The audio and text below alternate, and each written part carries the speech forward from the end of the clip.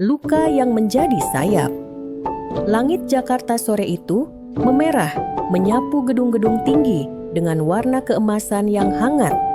Namun, di sebuah sudut gang kecil, Farah duduk termenung di tangga rumah kontrakan mungilnya.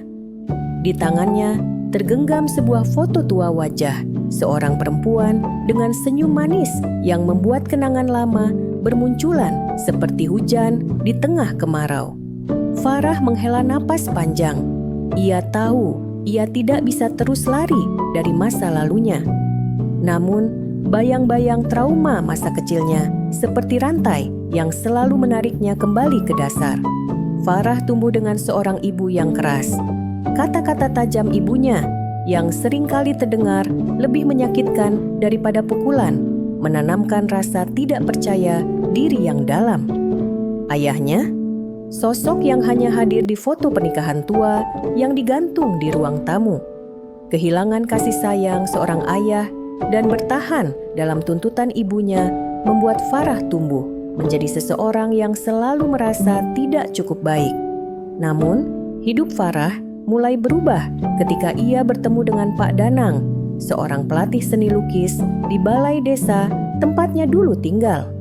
Farah ingat hari itu dengan jelas. Ia sedang melukis di pojok balai desa, mencoba melarikan diri dari realitas melalui goresan kuasnya. Tanpa ia sadari, Pak Danang mengamati dari jauh. "Lukisanmu bercerita," kata Pak Danang sambil tersenyum. Farah hanya mengangguk tanpa berani menatapnya. Pak Danang lalu berkata, "Setiap goresan itu punya luka, Farah. Tapi, kalau kau biarkan lukamu terus mendikte hidupmu, kau tidak akan pernah tahu bahwa lukamu itu bisa menjadi sayap." Kata-kata itu terus terngiang di telinga Farah hingga hari ini. Pak Danang menjadi mentor pertamanya. Dengan sabar, ia membantu Farah membuka diri, menerima masa lalunya, dan menyadari bahwa bakat melukisnya bisa menjadi jalan untuk menyembuhkan luka-lukanya. Namun, seperti hidup yang penuh liku, perjalanan Farah menuju kesembuhan tidaklah mudah. Di usia 25 tahun, ia memutuskan untuk pindah ke Jakarta, meninggalkan desa kecilnya dan kenangan pahit di belakang. Dengan tabungan seadanya, ia menyewa kontrakan kecil dan bekerja sebagai pelayan di sebuah kafe. Malam-malamnya dihabiskan untuk melukis, mencoba mengekspresikan emosi yang selama ini terpendam. Satu malam, Farah mendapat kesempatan emas. Seorang pelanggan kafe melihat salah satu sketsanya yang kebetulan ia tinggalkan di meja. Pelanggan itu adalah seorang kurator seni terkenal, Raka Mahendra. "Ini milikmu?" tanya Raka sambil mengangkat sketsa itu. Farah mengangguk gugup. "Kamu punya bakat besar," kata Raka. "Aku ingin mengajakmu bergabung dalam pameran seni bulan depan. Kamu tertarik?" Farah hampir tidak percaya dengan apa yang ia dengar.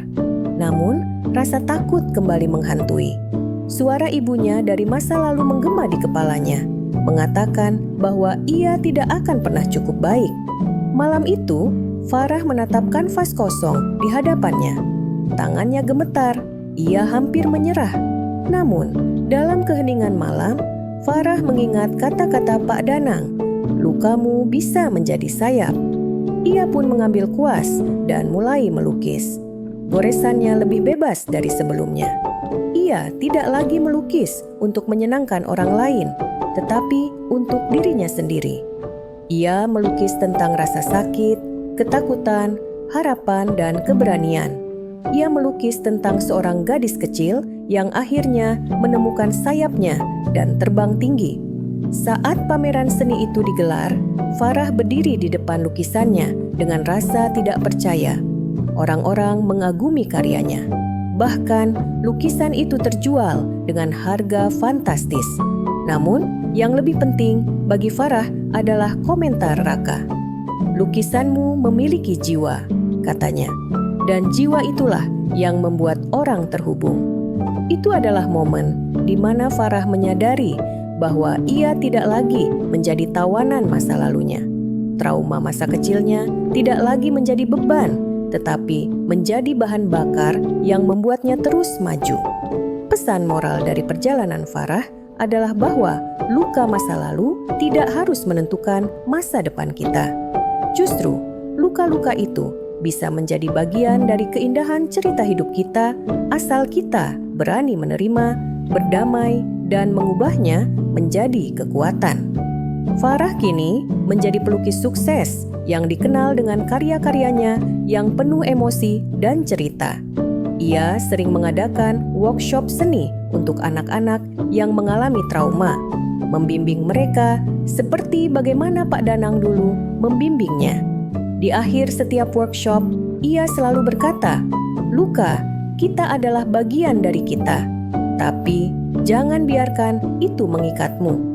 Biarkan itu menjadi sayapmu untuk terbang lebih tinggi." Dan sore itu, di bawah langit Jakarta yang memerah, Farah tersenyum sambil menatap foto tua ibunya. Bukan lagi dengan kebencian, tetapi dengan pemahaman. Ia tahu, meski keras, ibunya hanya ingin ia menjadi kuat. Kini, Farah benar-benar kuat. Ia sudah punya sayapnya sendiri.